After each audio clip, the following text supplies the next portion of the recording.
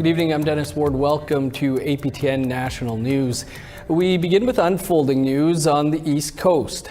Just hours before the national leaders debate is set to start in Gatineau, Quebec this evening, National Chief Roseanne Archibald of the Assembly of First Nations was on the wharf at Sulnerville, Nova Scotia today. It was to support the Mi'kmaq treaty right to gather lobsters. Archibald gave a press conference on the wharf where there have been violent clashes between treaty fishers and Department of Fisheries officials shortly after a small boat left the wharf to fish lobster, but they were turned around by DFO officials. They set out again, and at that point they were surrounded by DFO officials in Zodiacs. Archibald came out on the water in a second boat. The Sabaganagadie community released a statement saying the traps were pulled and lobster confiscated despite their proper tags. Our own Angel Moore is on that small boat, and she will have a full report tomorrow. National Chief is here. It's pretty amazing. Well, Gatineau, Quebec, in unceded Algonquin territory, was the host of last night's French language leaders debate. Indigenous languages, the environment, and water were among some of the topics debated. Here's Tom Fenario with some of the highlights. Le débat des chefs. At one point, the French language leaders debate had a kind of existential question.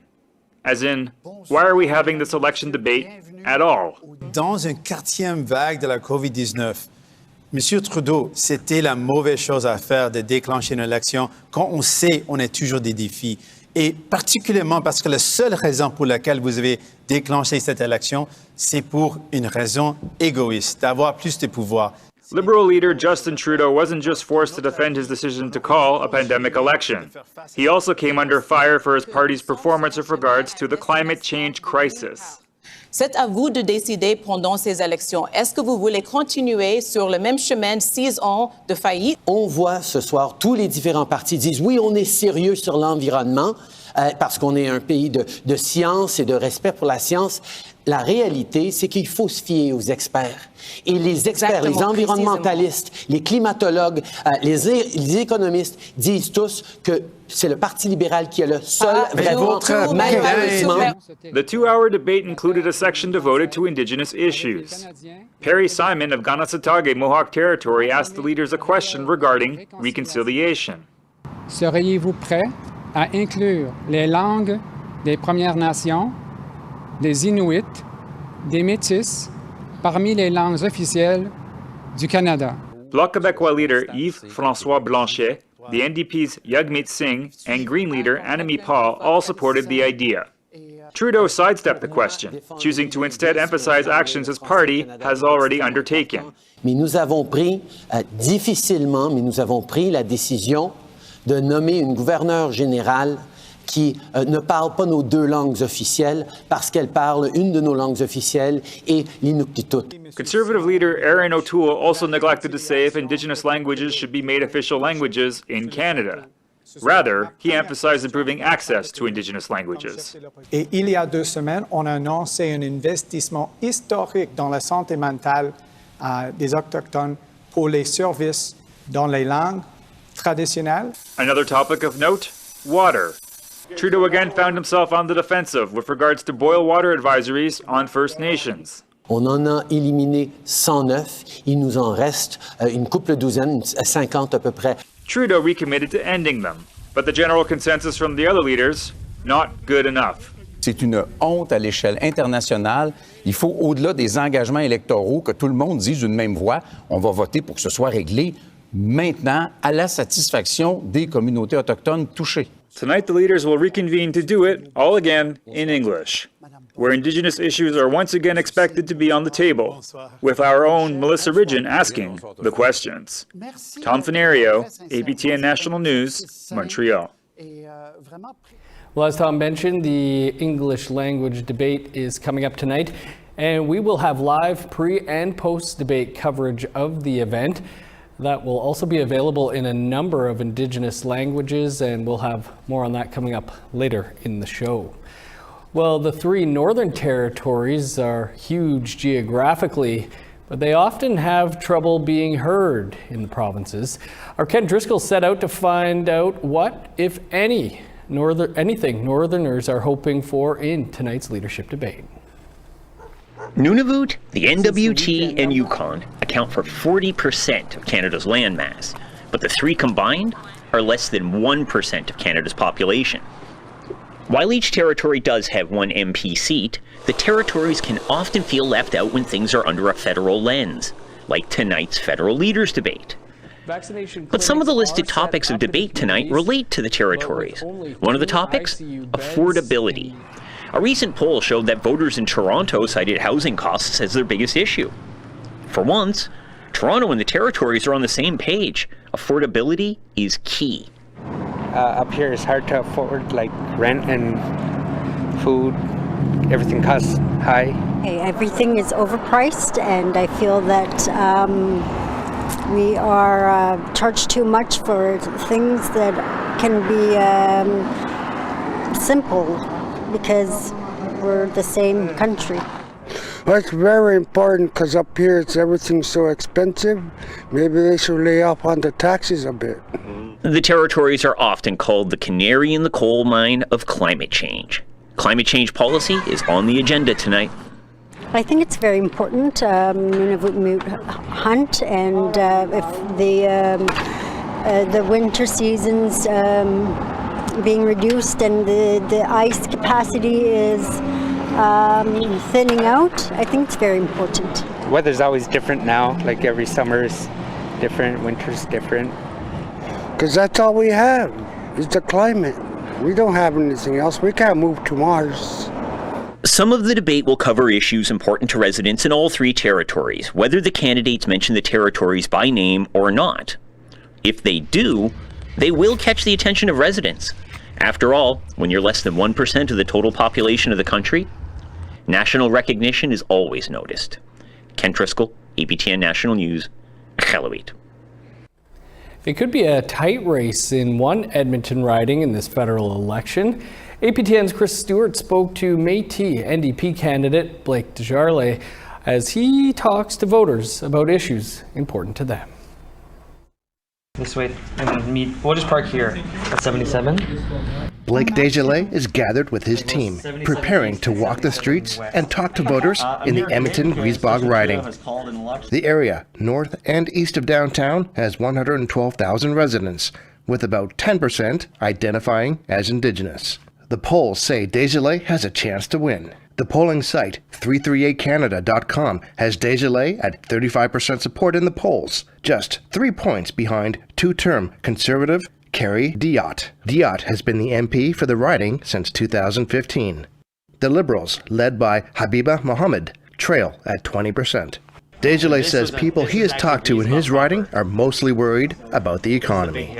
I'd say poverty. It's, we're at the doors all the time, over 10 hours a day, every single day for months now. And we've heard from countless amount of people, whether it's single parents who are just trying to get by, trying to put food on the table and not sure how they're going to pay rent because the rent keeps going up, or maybe it's folks who are just trying to get into social housing. They're talking about wait lists as long as years, 5, 8 years long. Desjardins says clean water is one top priority for him, as too many reserves still have to boil their water. Another big issue is affordable housing. Social housing is something that is critical to ending poverty. So I believe that is one of the major steps to actually making sure poverty is reduced in a fast and effective way, but making sure there's actually houses for families here in Edmonton-Griesbach, building social housing units that are going to put folks who are houseless into homes fast and immediately. He says the current federal government is fighting Indigenous people in court instead of supporting them, and that needs to stop. There's been a significant amount of court battles recently with the Ministry of Justice defending on behalf of the Government of Canada that include things like children looking for relief from the federal government for their experiences in existing foster care homes or within the Child and Family Services. We see elders of residential schools being fought in court right now for compensation. And so not much has changed. Today, Desjardins heard from voters. You must be Rebecca? Yes. Thanks so much for meeting with us today. My biggest concern right now is with the student debt, because The way interest is going to work is we're not going to be able to afford anything in our future because we'll be too busy paying off all the debt. And the increase is just really worrying for us. I really like Jagmeet's. Yes, I really do. Yeah. And I'm impressed with what I've read so far of your platform. You know, so that was thus why we decided to put up a sign. And then I noticed since we put up ours, somebody down there put up one too. Oh, you're spreading the mood. You're doing it. It's working. Yeah, an orange wave's happening. Chris Stewart, APTN National News, Edmonton. The massive Kenora riding is also typically a tight race in any federal election. Candidates there are taking part in their own debate tonight. Here's APTN's Michelle Karlinzig on the scene. I'm here in the electoral riding of Kenora, Ontario, one of Canada's largest federal ridings geographically. It covers many First Nation communities from Kenora all the way through northwestern Ontario. The incumbent MP is Eric Malillo for the Conservative Party. This year, the NDPs have Jane Seymour running. She's an Indigenous lawyer from Sioux Lookout. Both Seymour and Malillo, along with the Liberal and Green Party candidates, will be here in Kenora tonight, participating in a local debate. It'll start before the federal leaders debate in English from Ottawa. I'll be here at the local debate to hear more about the concerns and issues that the people of Kenora and northwestern Ontario care about most. You can tune in tomorrow at 5 to hear more. Michelle Karlenzig, APTN National News, Kenora. Live from Gatineau, the party leaders face off about Canada and its future. The federal leaders debate. Commercial free tonight.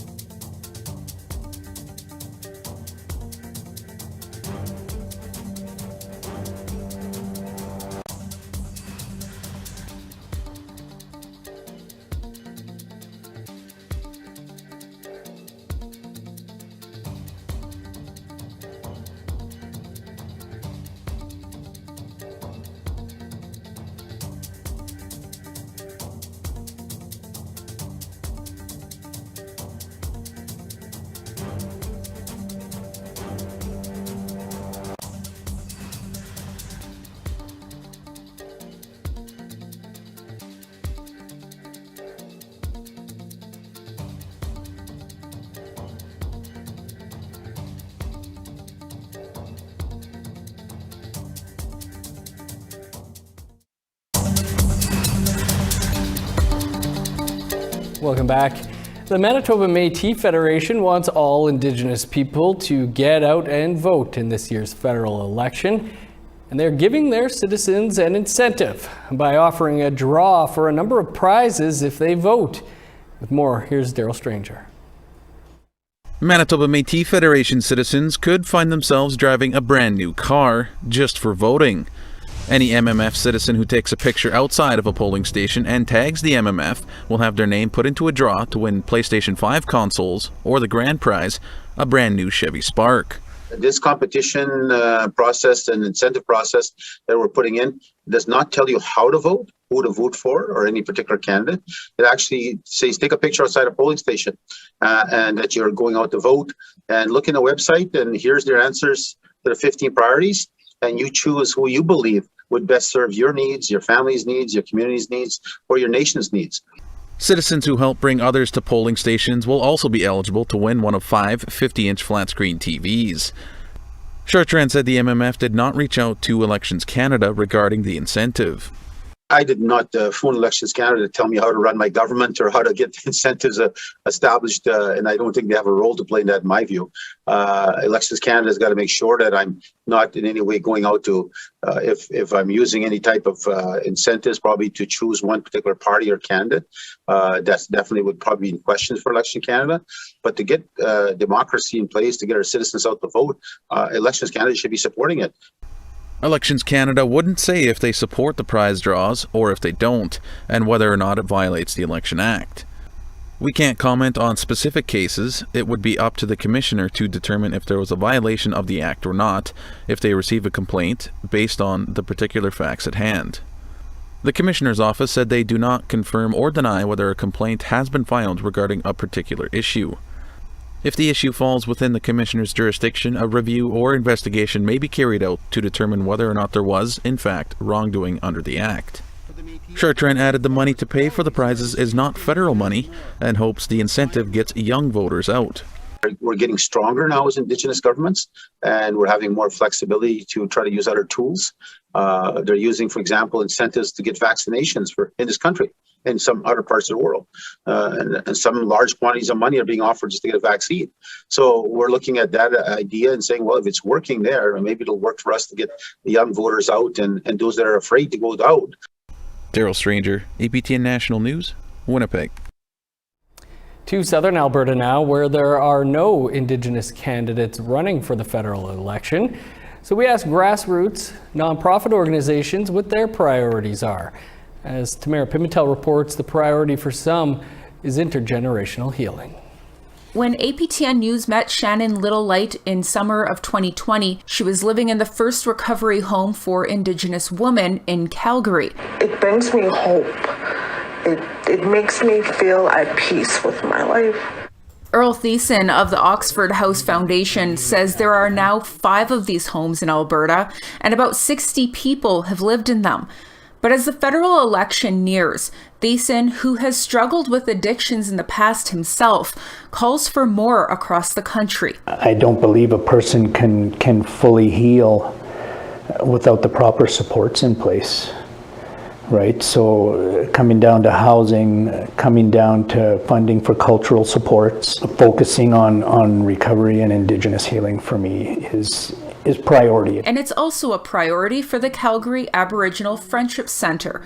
Community outreach worker Krista White says issues like food insecurity are barriers for healing from intergenerational trauma, especially for the urban Indigenous population. Another, contributing factor would be inadequate housing and overcrowdedness. I would say maybe half the Indigenous population live off the reserve, across Canada.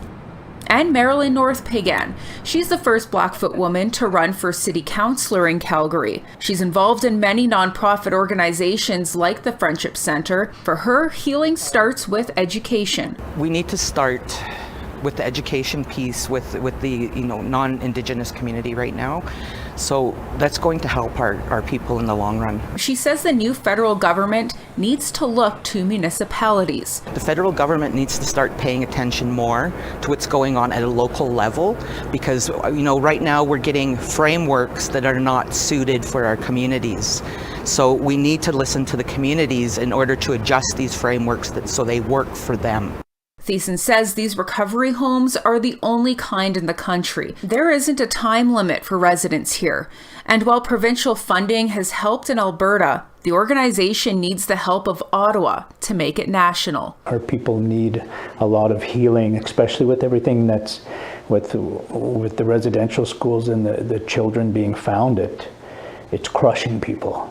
Right, we were feeling suffocated somewhat before. Now it's amplified. Tamara Pimentel, APTN National News, Calgary. Well, as we've been mentioning, our Melissa Ridgen is among the journalists at tonight's English language debate, acting as moderator, and she'll be wearing a special jacket made by 2 Métis designers. More on that coming up after the break.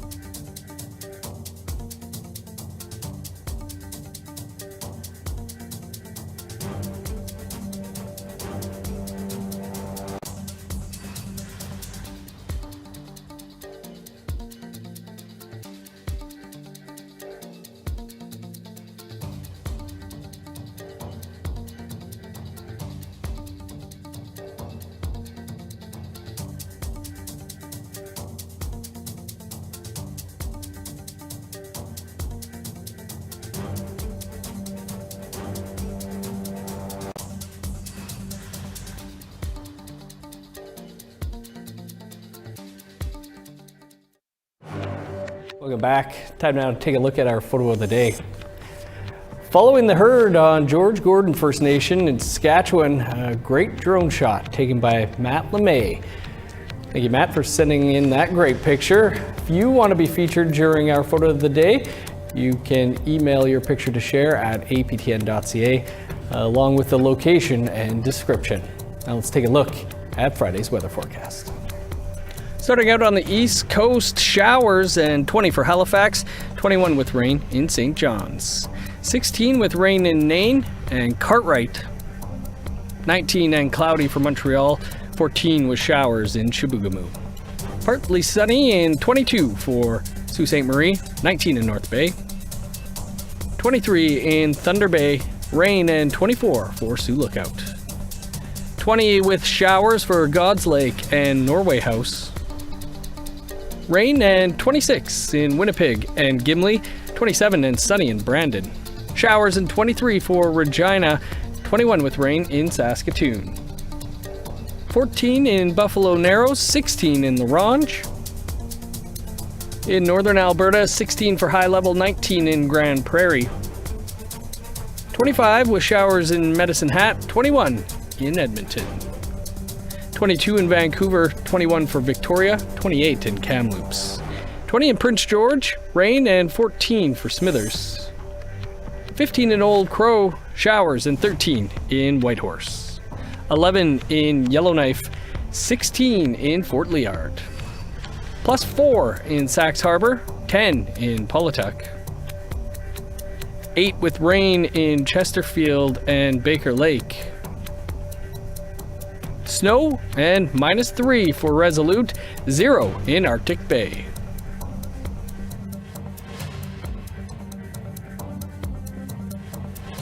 Manitoba's Métis heritage will be on display tonight in Gatineau. Our host, Melissa Ridgen, is sitting on the journalists panel for the federal English debate. Michelle Karlenzig has more on the Métis designs that Melissa will be sporting. Andréane Dandonneau launched her business, Anne Moulière, sewing in her parents' basement. Now the Métis Anishinaabe woman from Winnipeg will see her designs sharing a stage on national television next to political leaders. I definitely was 100% honored because I think it's the perfect piece because it's so classic, but yet the floral detail is, you've never seen that before, and it's so original. So I think, I think it was a perfect fit for her event. APTN's Melissa Ridgen will sit on the journalist panel for the federal debate and will sport the Moulière jacket. Dandonneau is not the only Métis artist Ridgen will be wearing. She'll wear Jake Freeman's jewelry, another Métis artist from Winnipeg who makes beaded earrings. Freeman taught herself to bead on YouTube just 3 years ago. Since then, her designs have been featured on national stages like Governor General Mary Simon's swearing-in ceremony. I'm just really honored that someone would reach out and specifically ask that I create something for them for a special event that they have. I think that's more meaningful, I guess, than seeing it on TV. For the first time ever, a female Métis journalist will participate in the debate wearing 2 female Métis artist designs. Freeman says it's about more than just fashion. Supporting each other and having that sense of community as well within whichever nation you're in, whichever Indigenous nation, I think is important. To make those connections, I think is I think the real exciting part for me. Moulière says a lot has changed for Indigenous artists since those days inside her parents' basement. I've always had the spirit of my heritage in my collection, but I have to say it wasn't easy to sell 10 years ago, and I find it now there's lots of positivity, and I feel it's just it feels good. And so I think as simple it is, it feels really good to have another woman kind of represent us Indigenous women in Canada. Moulière and Freeman say they will both be tuning in to the debate to watch their designs. Michelle Karlenzig, APTN National News, Winnipeg. Great looking designs and looking forward to seeing them on TV tonight. You can catch Melissa and the whole English debate right here at 9 p.m. Eastern Time. We'll also be live here ourselves starting at 8:30 p.m. Eastern Time with the pre-debate show and back again at 11 p.m. Eastern Time for a post-debate show. Tonight's English debate is also available in Inuktitut, Plains Cree, and Dene. For more on that, you can visit our website, aptnnews.ca/debate2020. I'm Dennis Ward. Thanks for joining us. We'll see you back here in roughly 2 hours' time.